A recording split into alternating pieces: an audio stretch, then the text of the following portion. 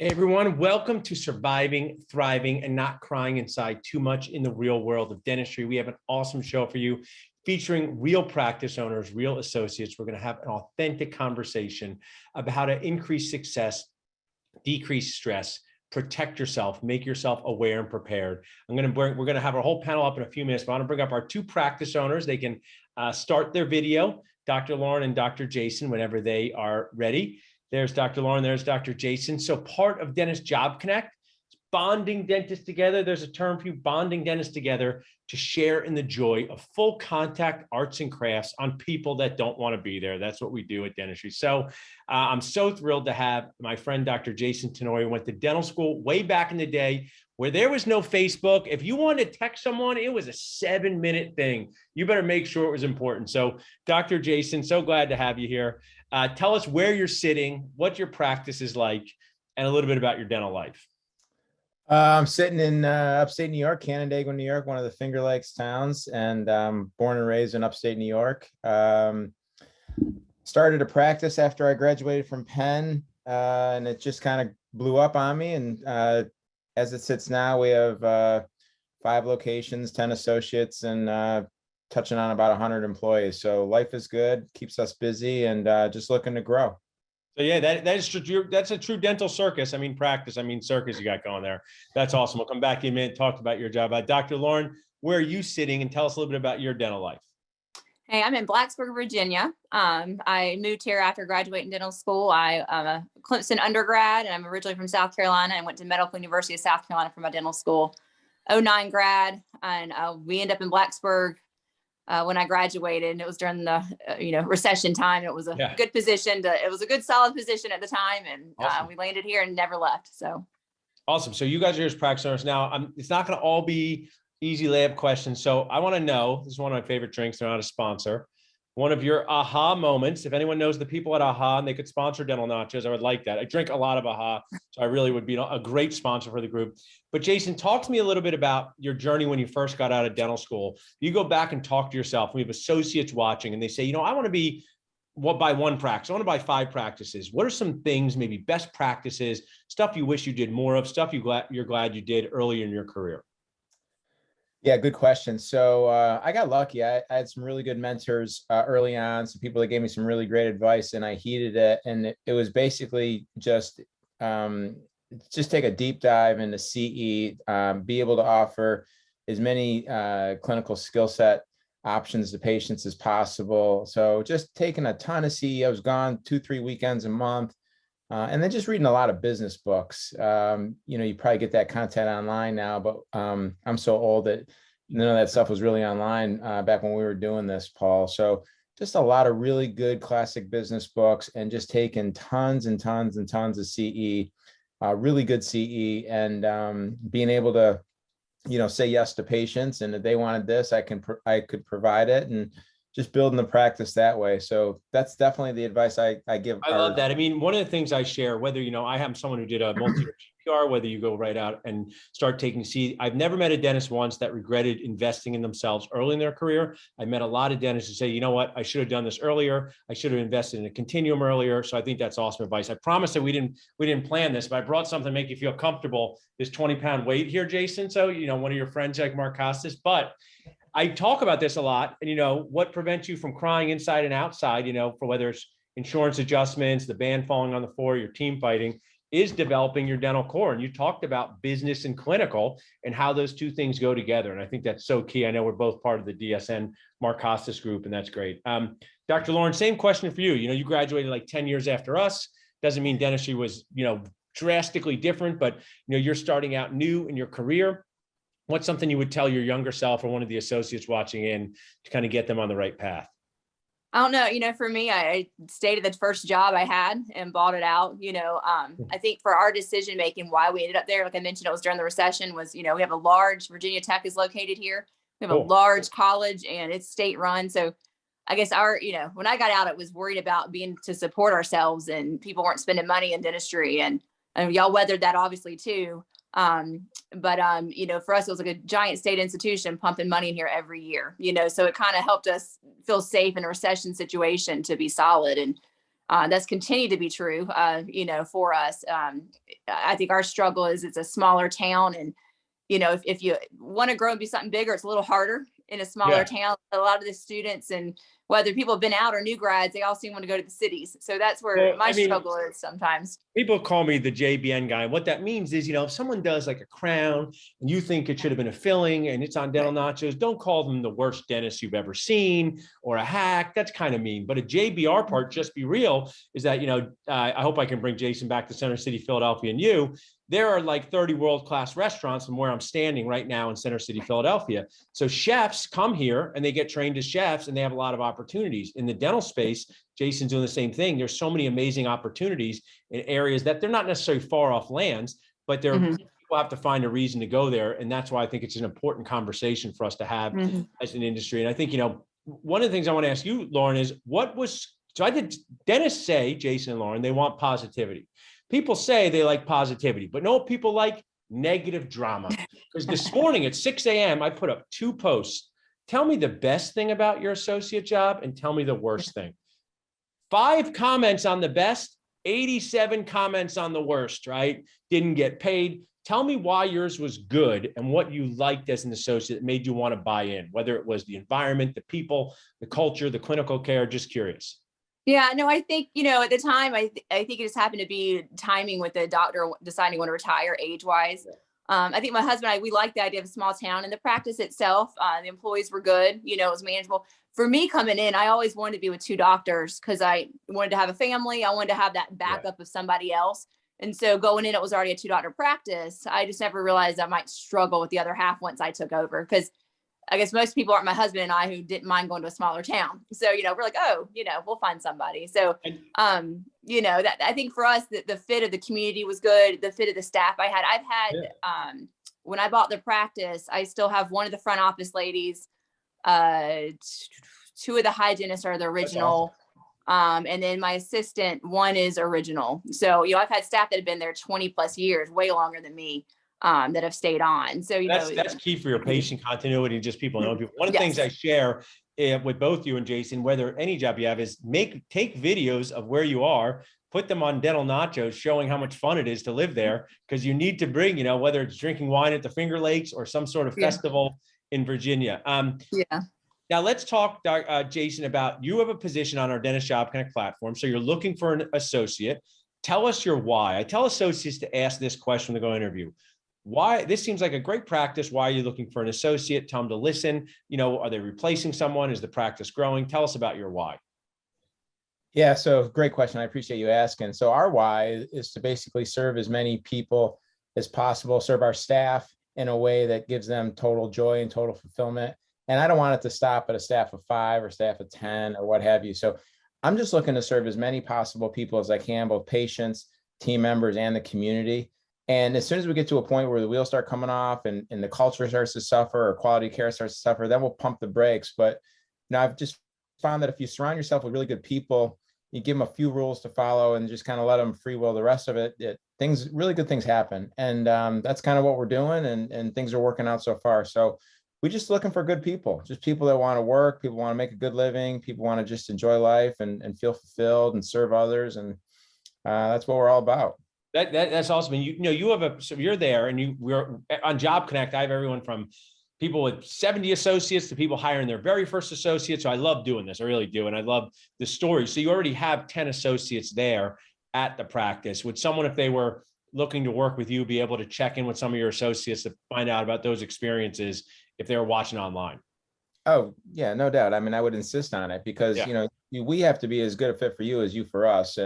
And I've had a couple, not many, but I've had a couple failed associateships, and I've learned a lot from them. And I didn't manage expectations correctly, and I didn't make sure that they were going to be a good fit for us, and vice versa. So I would insist that you come up and you spend a lot of time talking to my associates. I have associates been with me over 10 years. So just really make sure that they feel like it's a good vibe and a good fit for them. Yeah, I mean, it's such a key point where I always say, I tell my wife, I don't interrupt, I just interject with value. So it's a good thing to say to your spouse. I'm not interrupting, I'm just interjecting with value, but it's about finding the right fit, just like the right treatment plan. As crazy cliche as it is, my associates, we have multiple associates, they do a lot of restorative dentistry, but we have multiple specialists. We have a surgical prosthetist doing full mouth rehab tomorrow. So they don't always get the chance to do a ton of specialty work, but they get the chance to observe a lot of specialists and build their career. Maybe that's a fit for someone. Maybe for someone else, they think that's too limiting. So I love that. Dr. Lauren, same question for you. Why are you looking for an associate? And if someone was watching this saying, I can come to Virginia, I want to work with Dr. Lauren, what kind of procedures would they be doing with you? So I'm really bread and butter. I don't do extractions. I have a part-time associate that works like 1 day a week that's been there for almost 10 years. She does all the extractions. At this point, I think I looked today and my first opening is in July for any restorative in my schedule. So, I mean, we are packed. Yeah. I've got 4 hygienists. I check in 4 hygiene every day and trying to cover. That is crazy. I wear roller skates.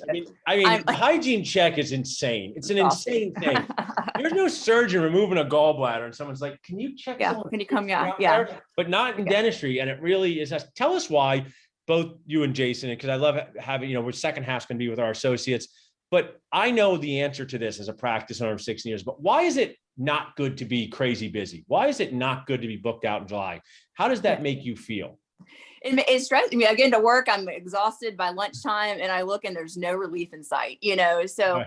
And the patients, and we do our best. I've added some Fridays to get people in. I've been staying a little later on Thursdays to get people in. And I think, each day of the week gets a little longer every time, but yeah, it's stressful and we do our best, but it's not good for the patient. The answer is dentists are just too good at people and too nice. And we have a very hard time not saying yes to somebody who has a problem, even if they have made bad decisions to get that problem. Like they come in the last week of the year when they had the other 51 weeks to come in. I go, we were open in February, Jim. Jason, same question for you. You're someone who's just inspiring.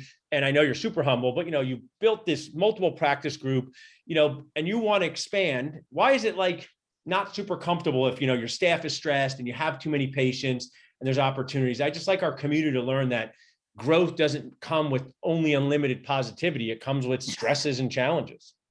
It sure does. And it's all about capacity, right? So you have to have enough facility capacity, you have to have enough schedule capacity, provider capacity. And when you're booked out to July, I mean, that's a blessing in and of itself. But to your point, it does lead to a lot of stress. You have to turn emergencies away. You can't do same day treatment, and I'm sure you guys have systems in place to deal with all that. But I always used to kind of giggle as I would, 10, 12 years ago, I'd go to these local dental societies. People would kind of puff out their chest. Well, I'm booked out 6 months and I'm booked out 10 months. And that's awesome, but it's really not ideal business practices either. So there's a lot of opportunity costs associated with being booked out solid. And I'm glad you're addressing it, but that's not our MO. We always try to leave room for little wiggle room for, yes, obviously emergencies, but also need to leave some wiggle room for, sanity breaks and clarity breaks and morale boosting and stuff like that. So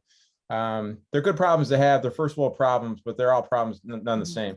Yeah, no, then they can create a certain intensity when you can't get somebody in. And when you look at someone, it could just be for a simple hygiene check and say, you would benefit from a crown here, and then they can't get in and they want to get the crown. Mm-hmm. So that's why, I feel so proud of what we're doing here. So now, Jason, if somebody's watching, tell us where this position is. Go into the details that dentists love. This is what dentists love. It's the probing depth 3 or 4. No one can see between the probe, okay? But so tell us, where's the position? Is this full-time? And how people can reach out to you. We're going to put everything in the chat, but how they could reach out to you to learn more about it. Yeah, I appreciate you asking. So we have a couple positions open. We have a flagship office, really big, robust office, 25 ops, usually 4 doctors and 8 hygienists are working there at any one time. And there's a position available there. And that's a great fit for certain people. It's not a great fit for other people. So if you really like a lot of chaos, a lot of camaraderie when it comes to treatment planning, and all the chaos and excitement that comes with that, that'd be a good fit for you. But some of our other offices are a little smaller, 1 to 2 doctor practices, if that's more your speed. So there's opportunities at both levels. It really just comes down to, how much mentorship you want. And again, when we're talking about your avatar of the perfect job, like you have to ask yourself those questions. How much mentorship do you want? How busy do you want to be? What kind of procedures do you want to offer? Patient base. just stuff like that. So if, long story short, from our opportunities, really at all levels, in a real big, busy practice, and then in a more low key practice. Cool. And that's Finger Lakes area of New York. How far are you guys from Elvez and Center City? Just so that's how I measure everything in life. So Yeah, pretty far, pretty far. So but you guys you're like what, 4 or 5 hours? yeah, I'd say that. So Yeah. the biggest town that is around us is Rochester. It's about 30, well, depending on the practice that you're talking about. But here's the deal. So I understand, 100% what Lauren was saying. All the new grads and all the younger docs, they want to go to Philly, they want to go to Boston, they want to go to New York City. And that's cool, right? Because that's kind of what I wanted to do at the start too. But you reach a point in your life where you realize what's really important, at least I did. And it was having, my kids grow up in a community that wasn't total chaos, and it was a cost of living that was going to allow me to retire if I wanted to at 50 as opposed to 70. And those things are really, really important. Now, there's no South Philly Knockies, and there's no there's no New York City pizza, and there's no Boston Red Sox, and I miss a lot of the things that big cities bring. But at the end of the day, you got to kind of do a pros and cons and a cost benefit analysis. And we're in a really, really good spot. That's awesome. And I encourage that. Dennis Job Connect, one of my proudest connections, we had a D4 moving to Illinois. Someone flew him out. It's the right fit for him. He's going to start his career there. So, geographic flexibility, if it fits into your life, can come with some amazing dental experiences. So Dr. Jason Noyes practice, he's an amazing person. He's part of the Dental Success Network, Dental Success Institute with Dr. Mark Costas. We're going to put his job in the chat and Facebook comments, but I know my dentist people. You know what's interesting, Lauren and Jason? We got to bond stuff, right? We got to follow directions like 20 seconds. But dentists don't follow directions on Zoom at all. We don't like to follow directions outside our operatory in any way. So if you just look at this sign and you text this word job to this number, you'll see all 150 positions, including Jason Lawrence, including Dr. Lon Kessler's in the chat, including we have a GPR resident with the same last name as me. That's awesome in the chat. So also look in the chat for positions. So thanks so much, Jason. You can hang in the background if you want, but I really appreciate you sharing with us tonight. Can't wait to see you. And you're going to be there in June in Arizona like normal, or you've got a race against the Bulls in Pamplona? Yeah, no, not quite. But I'll actually be in your neck of the woods. I got 5 kids. The youngest 2 are twin boys that are 11, and they're knee deep in lacrosse. So we'll be down in Philly and Delaware, and then heading to Maryland that whole stretch of time. So my summer's consumed with lacrosse. Nice. Text me one of these times. We'll get a drink, get Elvez, something like that. Yeah, I'd like that. I'll definitely do that. I really appreciate the time and being invited on, Paul. Thank you very much. Awesome, Dr. Jason. You're the best. Thanks. Dr. Lawrence, same for you. Tell us the details of your position, where it is, full-time, part-time, and how people can reach out to you. Yeah, I mean, it's full time here in Blacksburg, Virginia. Like I said, it tends to be bread and butter, but if people want to do more, that's great. Open to more than one position even if there's a husband, wife or something out there that's looking, and I'm open to, possibility of partnership in the future, or possibly a buyout or sellout, whatever. I think my focus is to get someone in my community that appreciates it for what it is. I had an associate leave. Clearly I didn't choose this path being booked out so far. It just kind of happenstance with stuff, but I'd love to have someone come in that's ready to adopt our community too. So, it's a great place though, a lot of perks for the college town. So awesome. And you can text job to get to Dr. Lauren's number, job here. You guys can drop in the chat. You guys can listen to the Awesome Associates. If you have to go and do stuff with your family, no problem. But we're going to talk about associate confessions, the awesome, awful, annoying parts of the real world. But thanks for being our practice owners. You guys shared so much great value with this show. We're going to play it over and over again. So if your aunt sees it on Netflix, Lauren, that's what's going to happen. It's going to go viral. So awesome, guys. Thanks so much. You guys Thank you so much, Paul. Thank you for having us. Associates going to bring you up in 1 second. I'm just going to share a quick commercial break, and then I will be back up with our awesome associates and real world confessions. If you have any questions, drop them in the chat. We'll be glad to have the associates answer them. Okay, so I'm ready for our awesome associates, the second half of our surviving and thriving in the real world. So Dr. Marcus and Dr. Lisa can do their start their video. Spend a lot of time back here on Zoom. Start their video. They can't. Dr. Marcus, Dr. Lisa are ready for you whenever you would like to start your video as well. Let me just see if I need to do anything for Dr. Lisa. Serena, you can help me if I need to. Ask to start video for Lisa. So Marcus, as we're waiting for Lisa. Hey, Lisa. As we're waiting, so you guys are current dental associates. So excited to talk to you. I know we could talk for 7 hours to deliver value, but let's just This is what I say to patients and my team. It's a valuable thing in your office. Hey, let's just get ourselves oriented together. We're going to do a filling, we're going to do a crown, we're going to take out your wisdom teeth, we're going to not cry right now, all those things, right? So orient ourselves. Dr. Lisa, where are you? And tell us a little about your dental journey. So I'm in Cape Cod, Massachusetts. My dental journey started right out of dental school. I actually work for a DSO. I've been there since August of 2020. Right after COVID, right in the middle of COVID. Yeah, I worked for a DSO. I used to have an older doctor that was in the practice. He's not there anymore. So now it's just me and a lot of chaos sometimes. And I'm part of my job as the Dental Nachos guy is to embarrass people for being awesome. So I want to share, you've always been someone who's cared so much about doing great things for your patients. I remember walking back from the gym, Facebook messaging you about this thing or that thing, connecting you to Alan Stern. I just really want to compliment you for caring so much. You've been at Super Dentist Boost. Before we go to Marcus, I actually have just a question that will help my team and help people watching. I love Dentist Job Connect, helping associates find jobs, helping practice owners find associates. How did you find your associate job? So a lot of DSOs will come to the dental schools. And this particular DSO came to our dental school, and I just really liked this DSO. And I really wanted to work in Connecticut and live with my best friend to save some money because I knew I was going to have to pay loans. And they said, well, we don't have any openings in Connecticut right now, but we have an opening on Cape Cod with a doctor who wants to mentor. And we really need somebody out there because he's so busy and booked out. So that's how I got there. Awesome. Well, I appreciate you sharing that, actually. Dr. Marcus, same to you. Tell us about your journey, where you're working now, and especially, you and I are friends, but I don't know if I got this right. I don't know if you're at your first job right now, but how did you get that first job? I've had a number of jobs. So graduated in 2017, did a 2-year GPR, heavy surgery on IV sedation, wisdom teeth, implants, things like that. Interesting path of getting to where I'm at now. My first job out of dental school was a DSO also. Had a gig lined up. Long story short, about a month before we were gonna move and I was gonna start, the guy, I had never given me a contract yet. And then they finally said that they didn't have enough patients for me. So I ended up kind of looking around and last minute ended up at a DSO. Also worked part-time at a few places while I was in residency. And now I'm at private practice with 2 locations owned by the same doc. Gotcha. Yeah. That's awesome. And I want to give credit. You inspired me to do what we're doing right now, because when we have the Dental Nachos Facebook group and we have online communication, sometimes context is lost. Sometimes we're not sure. And, does this really happen? What was part of your reason for saying, hey, we should talk about some of these things that might be uncomfortable, that may have happened to me, that may have happened to my friends, so that we can help the next generation of dentists coming up? What inspired you to do that?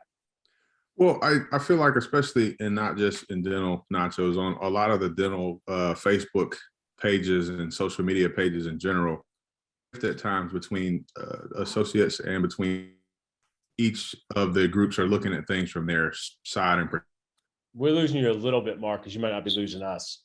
We lost for 1 second there. So you might not just say what you said again, because we lost you for a second. Was just saying that on the social media pages, there's a lot of differences, I guess, one side viewing things differently than the other. And so being able to just talk about like what a practice owner is looking for when they're looking for an associate.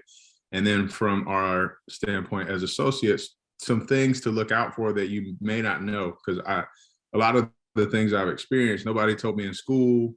Nobody really told me until I was in it and was like, I wish somebody would have told me about that. What's interesting, and I'm glad you said that. So I did have a life before Dental Nachos. I didn't just sprout up on Facebook like a Cabbage Patch guy.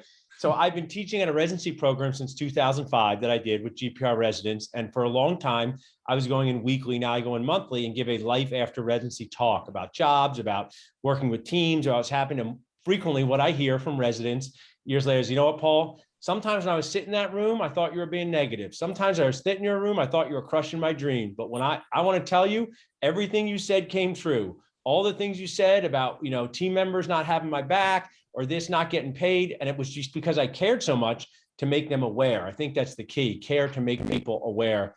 Let's go to you, Dr. Lisa. This is a great question for you because it's only a couple of years ago. but what was a real aha moment for you, whether it was with patients, whether it was with teams, that you're like, man, I was not prepared for this feeling at all?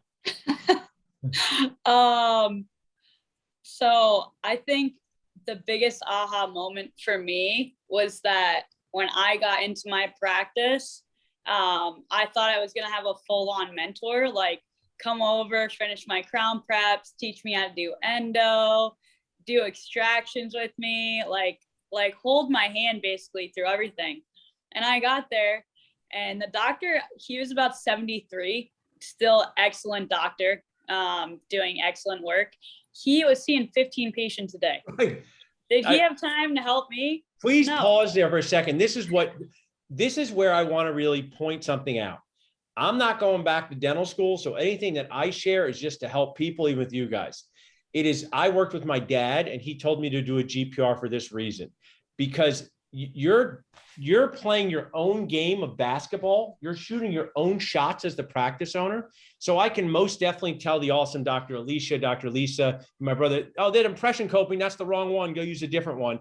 But to go into an operatory and do hands-on mentorship in private practice is nearly impossible. It really does stink because, Marcus's wife, I know, is a MD. Physicians, they freaking trape 6 people into the room. They look at the thing, look at this guy's spot, you take it off, and people go, this is normal. You bring in one other dentist and the patient starts to freak out. So it doesn't mean that mentorship is not possible, but your point is such a good one. Marcus, same question for you on aha moment to follow up on Lisa, or just share your own aha moment. So a little bit different than that, but in kind of the same vein. I did the 2-year residency, and like I said, we learned how to take out wisdom teeth. And I guess my first, we'll call it that stress sweat moment was taking out a wisdom tooth, and I got to a point where I couldn't get the last piece of it. I had sectioned it, it was impacted, and I just couldn't get it. And I was like, oh man, and mine just private practice. So now I got hygiene checks, I got other patients coming. Whereas in residency, you could always go, and my program directors, Doctors Pruitt and Coleman, they were always available. So if I really got in a pinch, I could be like, I'm stuck. And they'd be like, all right, let me get you out of this. But I looked around and there was nobody. And I even gave the patient a little break. I said, it was really for me, but I gave him a break. I was like, hey, we're gonna give you a break, rest a little bit. And I went in the bathroom and Googled oral surgeon near me, and the office I was at, the office I was at was the only thing that came up. So I ended up getting it out, and everything turned out well. But that was kind of my first, you're in the big leagues now. This is one of the things I'll share. We work with specialists in our office, and I know this. It always makes you feel better when you struggle and someone else struggles as well. And that's not a toxic feeling inside of you. That's a human feeling. So couple stories from me. One, the other day, one of our specialists ran 30 minutes behind because they couldn't get out a root tip because it was so curved, but they're the specialists. They got to keep going. We work with an endodontist who would do 8 cases a day, but inevitably she would get stuck on one case and run behind. This is someone who only does that. So it's very normal what happened to you, Marcus. However, it is the stress sweat. I like that term. And it's challenging to do. One of my first experiences as an associate, the other practice owner referred me 3 extractions on a 40-year-old with root tips broken off of the bone. He was scheduled with me for 2 hours. I never met him. I looked at his mouth. I said, this is not going to go well. So I referred him to an oral surgeon, which took a lot of courage. I said, I'll call the oral surgeon, send you over now. I called him that night on the phone. This was in 2006. He didn't pick up. Called me back the next day. He goes, Paul, I was in so much pain. It took that oral surgeon 2 hours to get these teeth out. So just because it's hard for you doesn't mean it's not hard for someone else. And that is really a great story. I'm going to give you guys I have a good script for you guys, and on verbal skills. So what Marcus said was good. When something's going off script, nothing goes wrong. It just goes off script, like Hamilton, just goes outside of your playbook. Just stop, get up, and say to the patient, hey, I want you to take out your phone and rest your jaw. It's hard to be open. Just rest your jaw. It's not a lie, right? It could be hard to be open.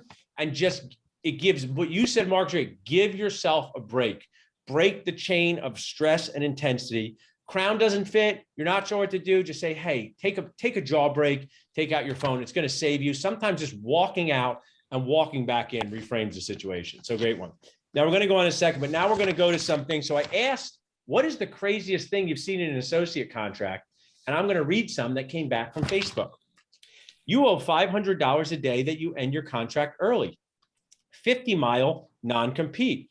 If you leave without 60 days notice, you owe $850 per day before you leave. So if you give 2 weeks notice and says 60 days, you owe $25,000. A non-compete spanning 2 entire counties. Associates shall pay to host liquidated damages, a breach of sum of 65% of the associate's last 12 months of fees charged to patients. 32-mile non-compete. They could unilaterally change the contract without notice. I'll give you a couple more here. Company owns any creations, inventions that I come up with. 12-mile non-compete in the middle of Phoenix. This is one that's really crazy. Employees not allowed to make any other income. So I read through these, and one of the things, if somebody watches this, only listens to one thing I ever say, ever, it would be, before you sign contract, get attorney to review it, because only good happens. An attorney says, hey, Marcus, this is pretty good working for Dr. Paul and Jeff Goodman. They asked for a 5-mile restrictive covenant. Maybe we'll ask for 3, but if they don't agree to it, it's no big deal. You're going to get paid. That's great from an attorney. Or they say, hey, Dr. Lisa, XYZ office over here, there's 12 red flags and we didn't get to page number 2. So let's go to associate contract challenges. You don't have to talk about yourself.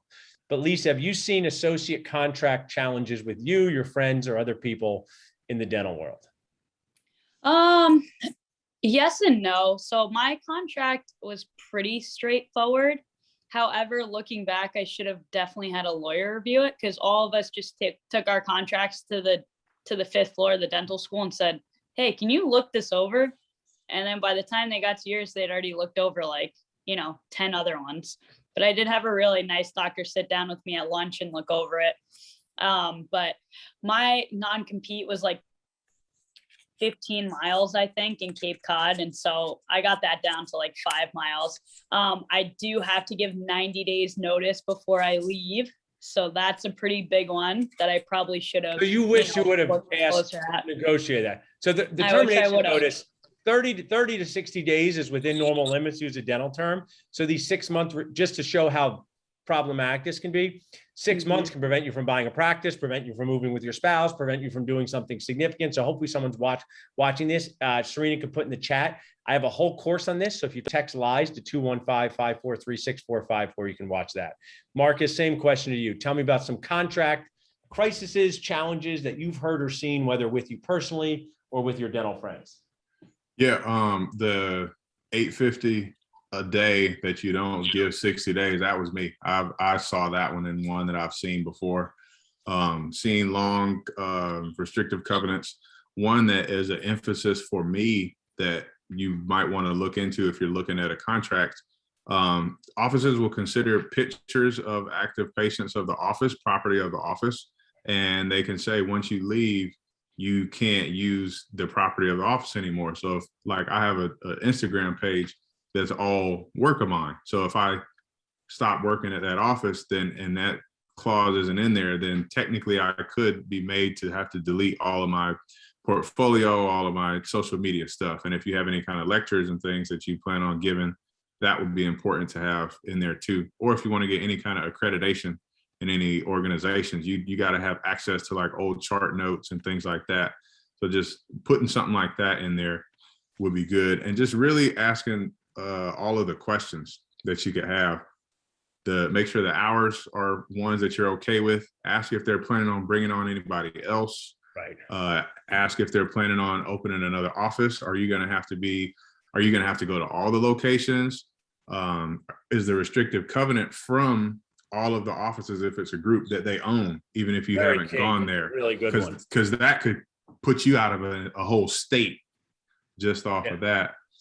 And these are awesome ones, Marcus. And the thing that I'll say, this is based on a true story that's actually true from my podcast partner. I can't say the person's name, I don't know, but you think not being able to use your Instagram pictures, so you can't lecture for me at Dental Nachos is a big deal. How about this one?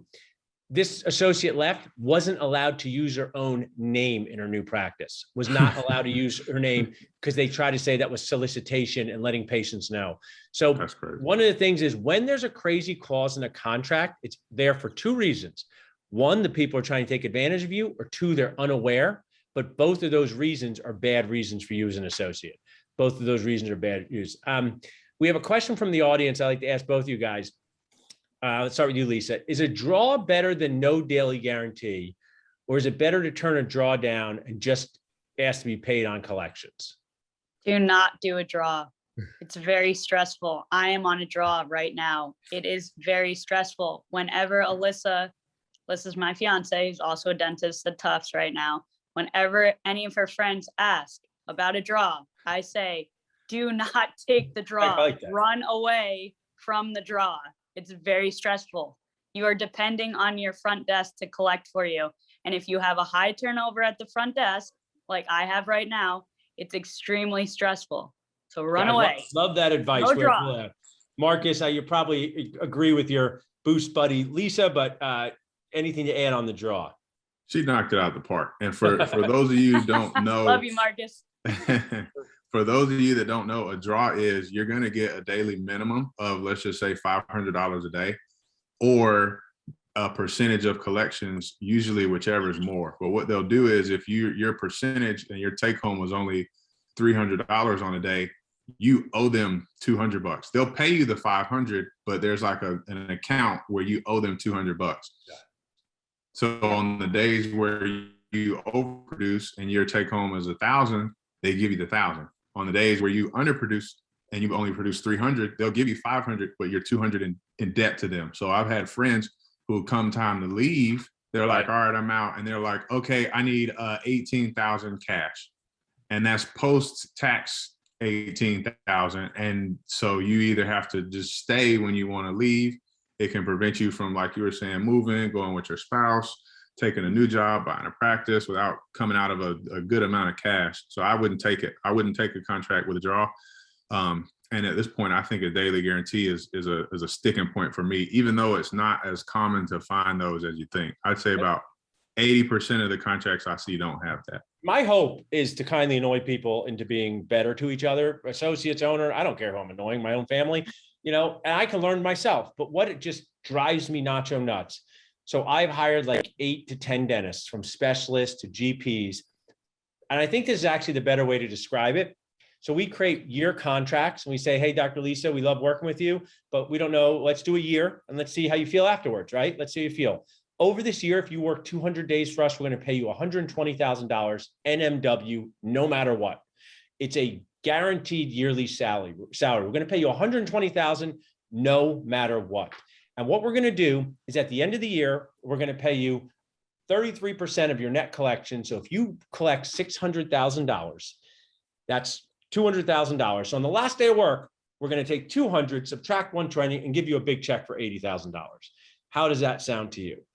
That is how I do it. Now, we don't do the 80 grand at the end. We square up throughout the year because we don't want to have some trailing thing. But if you only produce what's $105,000, you get to keep the 120, and it's not your fault. It's not our fault. It's my responsibility as the owner to make sure you have the patience, right? It's my responsibility as the owner to make sure. So I think this guaranteed salary with bonus incentives is the best way to describe associates working.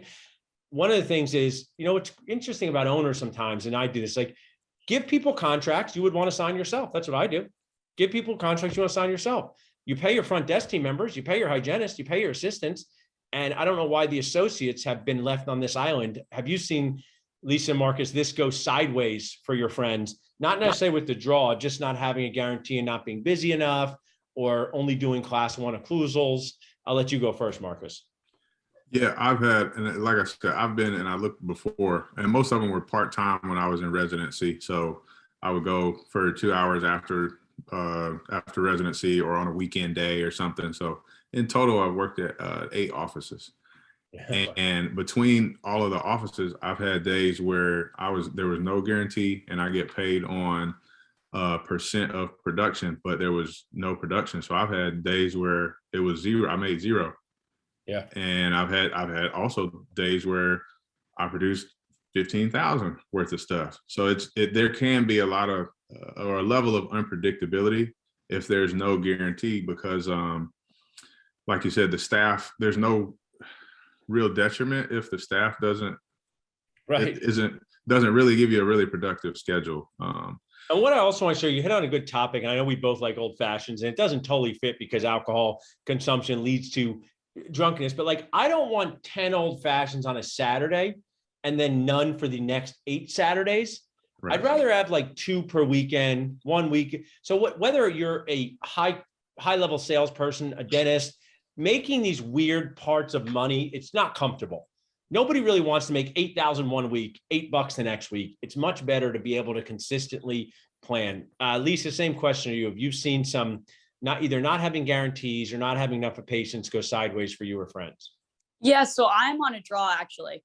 I'm lucky because the other doctor was just very busy at a very big patient following. So, I mean, it took months for me to be able to even come into the hygiene room and talk to these people. So I'm on a draw. I'm lucky. We're very busy. It is stressful.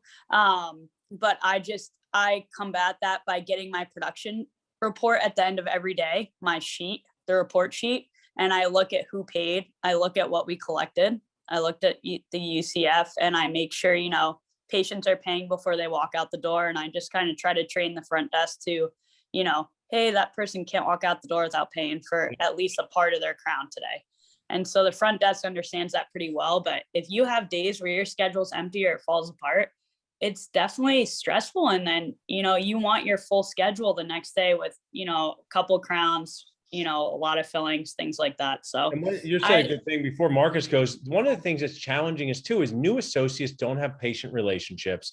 No one's going to come. New patients are great, but they're new patients for a reason. Every single Monday, I see a lot of new patients for big implant consults, and some want to do it, and the rest of them just leave and don't pay. If my whole livelihood was based on those new patient implant consults, it would be difficult. So when you're in a new associate and you don't have patient relationships, it's very normal for people not to have the trust in you to do the care that they would with me or my brother or even you a few years ago. I want to share, we're only going to keep Marcus and Lisa for another about 10, 12 minutes. So if you have any other questions, just drop them in the chat or the Q&A. But Marcus, same thing for you as follow-up there. Anything did you want to add to that? I'm going to piggyback off of what you were just talking about. Being a new associate to an office, there's even times where you're doing a hygiene check and it's Mr. Smith who's been going to that practice for 15 years, and you say they need a crown, and they go up front and they're like, all right, you get a crown with Dr. Cowan. And they're like, actually, I want to see Dr. John. I've been coming to Dr. John for 15 years, and nothing against me. They just, like you said, they don't have the relationship with me, so they're going to go with who they're comfortable with. So that kind of slippage, we'll call it, can happen when you're not doing anything wrong. It's just they're more comfortable with the place that they've been coming for a while. I want to add in a tip you could tell your practice owner. So I deal with this, but when I have associates, I want them to see the associate. So when I'm involved in these things, but I know I'm fairly confident with my verbal skills, if it's Lisa and it's you, Marcus, I say, Lisa, I want to share the joy of your mouth with Dr. Marcus. Who am I to deprive everyone of me being your only dentist? How about this? How about you see Dr. Marcus for this crown? And this is the golden phrase. If I was getting a crown on this tooth, Lisa, I would be totally confident with Dr. Marcus. They got to say that about you. And then I say to you, Lisa, you're one of my valued patients. When you see Dr. Marcus, I want to let you know afterwards, if there's any problems, I want you to call my cell phone. Here's my number. And they never call, and they love Dr. Marcus, and now they got 2 dentists. But it's up to the practice owner to have that conflict-oriented discussion and the hygienist for us all to be on the same page. And when they don't do that and they take the path of the resistance and say, okay, stuff it in my schedule, Dr. Marcus sticks with class 1 occlusals and emergencies, and then the owner doesn't have enough patience. So hopefully you guys caught some of that. And sometimes maybe you can be like, hey, this Nacho guy said you should say this. And because they'll say it, they just don't know how to say it. Hey, Lisa, I hired Dr. Marcus because I trust what he does. And here, insert this procedure. So don't make it second molar root canal retreat, right? Don't put your, say this crown on this lower left tooth. If it was my crown, I would be glad to have Dr. Marcus do it on me. And it's that type of confidence a practice owner has to show in their associate. So really good tips. Now, As we wrap up, I want this question, and this doesn't have to be a personal one that happened to you. It's just, it is a fun one. Don't violate any HIPAA, don't violate anything, but like, what's something that's happened in the real world of dentistry that's just kind of crazy? It could be a team interaction. It could be, I didn't believe that this could happen with a patient. It could be with assistants, could be with people not showing up. And it doesn't have to be overly dramatic. It's just sort of like, hey, dental students and residents, we have a resident with my last name watching in. This is something I didn't think happened in the real world, but it does happen in the real world. Lisa, do you want to go first? Do you want Marcus to go first? So I would say the craziest thing that I didn't think was going to be that bad is checking hygiene in the middle of seeing like your own 10 patients a day. At one point, they put 3 hygienists in the building, and I called my regional manager and I said, absolutely not. I cannot do this. I almost cried today. And then we went back to 2 hygienists, and that's way more than enough for me. Yeah. Checking 2 hygienists in the middle of doing full contact. When you're doing your own full contact, you're being fake nice to this person. Now you got to get up and go be fake nice to someone else. When I say fake nice, I don't mean disingenuous. I just mean dentists aren't allowed to have bad days in front of the patients. Dentists aren't allowed to be short in front of the patients. Dentists have to put on their happy face all the time. And when you're doing a class 2 where the ring thing fell off the tooth, and you say to your assistant, "Can I have the other ring thing?" and it's a mangled pedo one, and you go, "I guess this will do." That's when you want to cry inside. So great one, Lisa. Marcus, how about you? I'll piggyback +1 on the hygiene checks. I guess one thing in the real world that to me was like, man, this is crazy, is that the patients, there's a lot of people who were really fearful of dentistry.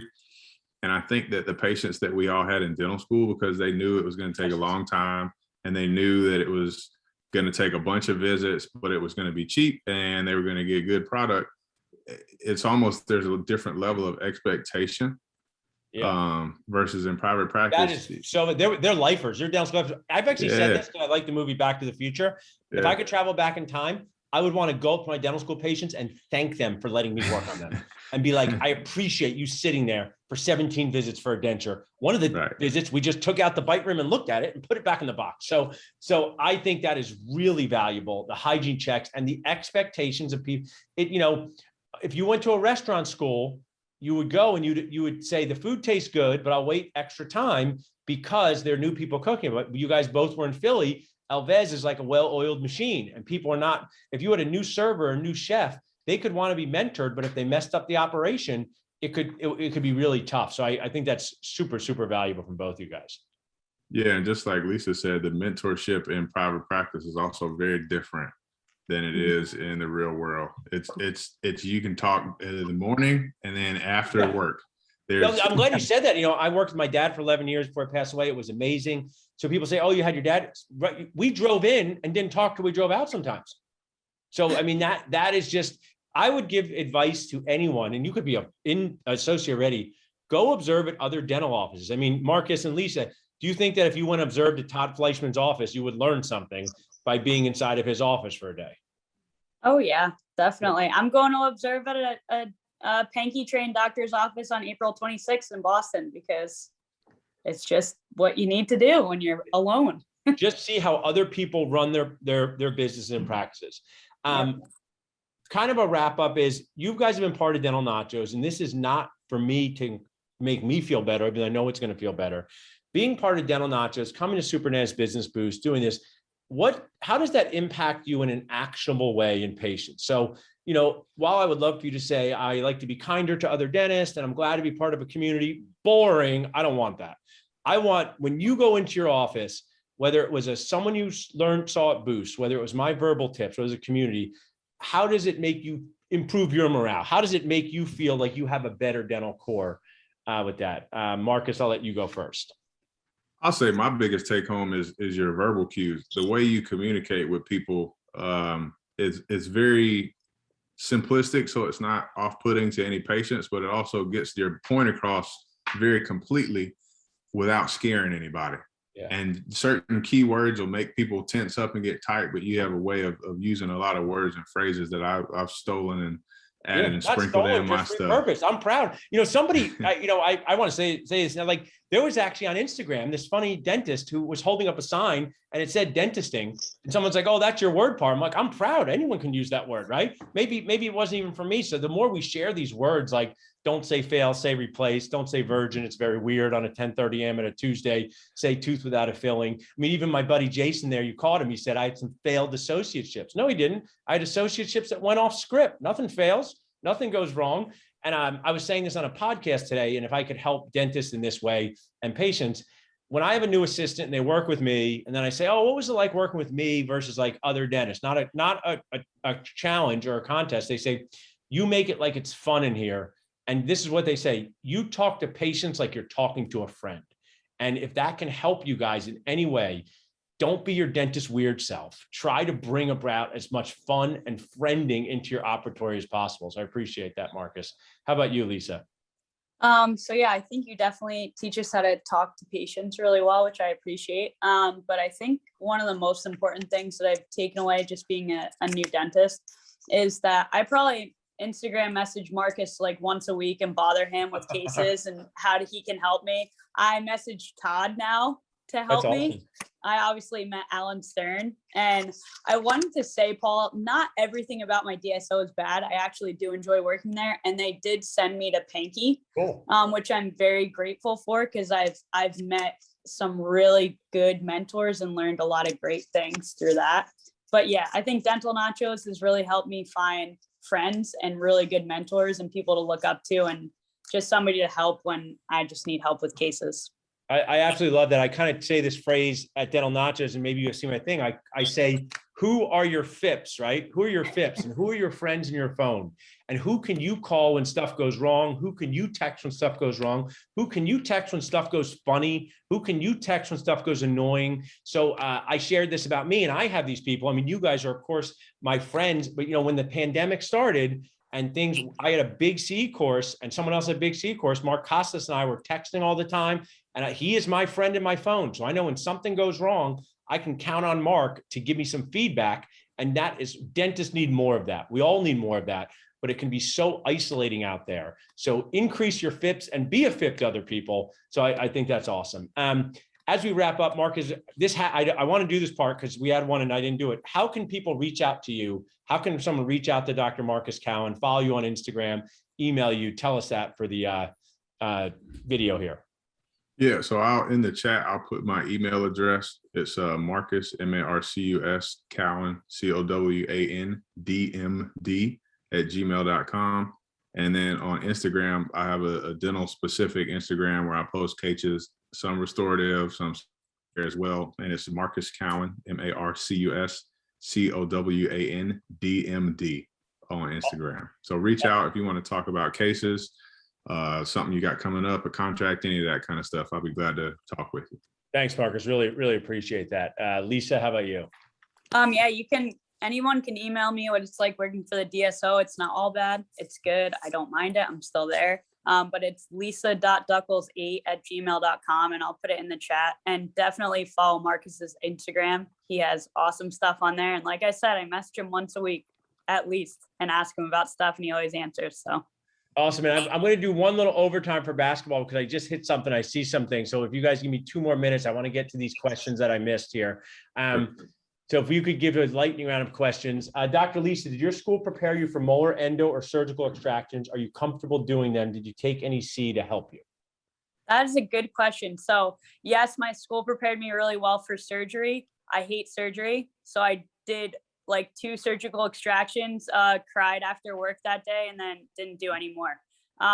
Endo, no, they did not prepare me well for molar endo. I decided I don't want to do any kind of specialist stuff. I only want to do crown bridge, restorative, full mouth rehab one day, hopefully. So no, I don't do any of that stuff. And no, my school did not prepare me well for endo.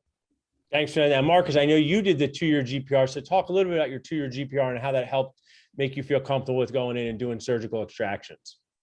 Yep. So out of dental school, was I prepared for surgical extractions? Probably. I sought it out in my patient population, so I did a good number more than the graduation requirement. So because I pushed for it, I felt comfortable with extractions. Molar endo, not as a student. They had an honors endo program, but only a few people got in, and I don't do any endo now. I hate it, so I wasn't pushing for it. In residency, I really got a lot more confidence with the extractions, and I got my speed up because I was able to do a good number. I actually did some molar endo in residence, so I don't do any endo anymore, but I still do it. Hello? We lost you for a second, but you're good. You were telling much how much you love endo. No, I'm just joking. You're saying molar endo bad, extraction good. Yeah, I love that. And I think what you guys both share is you want to find some focus. You know, you're not specialists in either things, but you're just find some focus. Doing all of it well is nearly impossible. But whether you focus on full mouth rehabs, Lisa, or you focus on surgical extractions. Marcus, how long did you're still at your job, Lisa, but how long did you stay at your first job before you moved on? A little over a year. And I was at a DSO as well. So I was there for a little over a year, and then I went into the private practice, 2 offices that I'm in now. Awesome. Spicy question. Someone said, I have a current contract that includes the $850 a day if I leave with less than 90 days notice, but the job opportunity is in a location I love and overall seems like a good job right out of dental school. Do you think it's a deal breaker to have the $850 a day with 90 days notice? I will share that. Please text attorney to 215-543-6454 so Rob Montgomery can look at this, because the person who asked this, I say this in the most kindly, loving, annoying way. If that's in your contract, there's probably other stuff in your contract that you don't notice. That is a problem. So most definitely, Serena, just put in text attorney to 215-543-6454. But Lisa, would that be a deal breaker for you? The $850 Yes. a day? It would be for me Yes, too. because you have no idea. You have no idea what you're getting. If they're not busy, if you have to ask them how many new patients they have. You need to know, I don't know. There's just a lot of things you need to know. You need to know how the office collects. You need to know how they schedule, how your assistants are. Do you even have an assistant? How many rooms do you have? So yeah, if you don't like the atmosphere of the office, then you're just kind of stuck being miserable. Marcus, we are saying to you, deal breaker on that. 3 months notice is a long time. Yeah. And And 3 months notice with the penalty, that's like a $70,000 penalty. Right. You're calling $70,000. So I see. Right. I want to share with everybody, Marcus is on this platform. You'll see Lisa sitting in the audience for like 12 hours. Nacho Flix has so many C courses on extractions, endo, digital dentistry. Just text Guac to 215-543-6454. You get to watch it. I want to sound like the old man here to my friends and people watching. I had none of this when I was a young dentist, right? It was me and Jason with our gray beards. We didn't have a phone where you could watch Todd Fleischman do a crown prep. Is that a pretty cool thing to have, Marcus? Yeah, definitely. I mean, like Lisa was saying, just being able to network with other people, it makes all the stuff, all the difference in the world. Just to be able to, a crown, they did the shade really nice. You can send a group message to your friends like, yeah, and then the days where you're like, oh my God, I tried to get this root tip out for 40 minutes and you're like, oh my gosh, I hate my job. I'm never doing extractions again. And so that's why we have your mentor, Artie Volker. He just did the Super Bowl CE. There's so much great content. You can watch these amazing people break down what they do. So Marcus and Lisa, you guys are awesome. Can't wait to see you in May, Marcus. And I know we're going to see you again here in Philly, Lisa. Thanks for being a part of this. I'm not going to shut the Zoom off yet, but we'll just shut off our cameras. If you see any questions, you can type in some, but so appreciate your time doing this with us. Anybody, if you're looking for a job, text job to 215-543-6454. If you're looking to hire an associate, text hire to this number. You may be lucky to meet people as awesome as Marcus and Lisa. Thanks so much, guys. Thanks. Thanks, Paul.